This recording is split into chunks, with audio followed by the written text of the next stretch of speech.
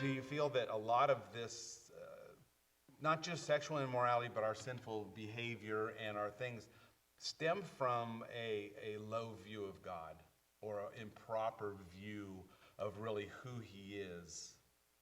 And in that, how do we raise up people with a higher view of really who God is? Because ultimately, I know that it's going to affect how we act. Right.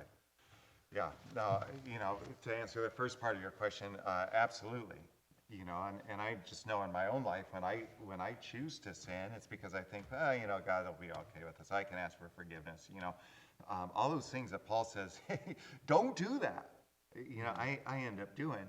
And the reason why is because my view of God is too small. Mm-hmm. And my view of His holiness is too small.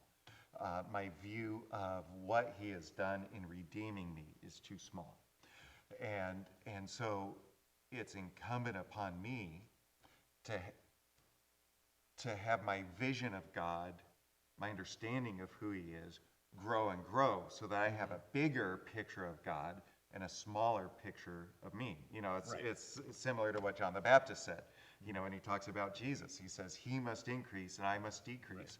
Right. And as He increases and I decrease, my temptation to turn away from Him is going to be smaller. Right. Because I'm recognizing more and more that I'm following my King.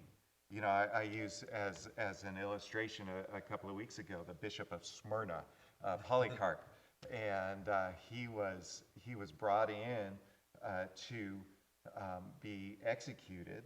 All he had to do was to denounce Jesus, to sacrifice to Caesar, and they'd say, okay, you can walk out of here, but he wouldn't. And they said, no, Polycarp blasphemed Christ. And he said, 86 years I have followed Him, and He has done me no wrong. How then can I blaspheme my King who saved me? And we have to remember that He is our King who saved us.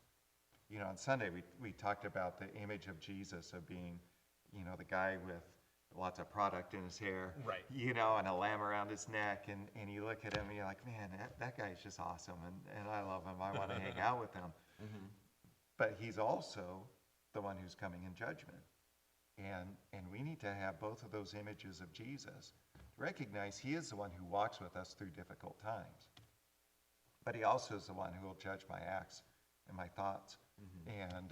And I have to remember that in order to have the impetus to keep following Him.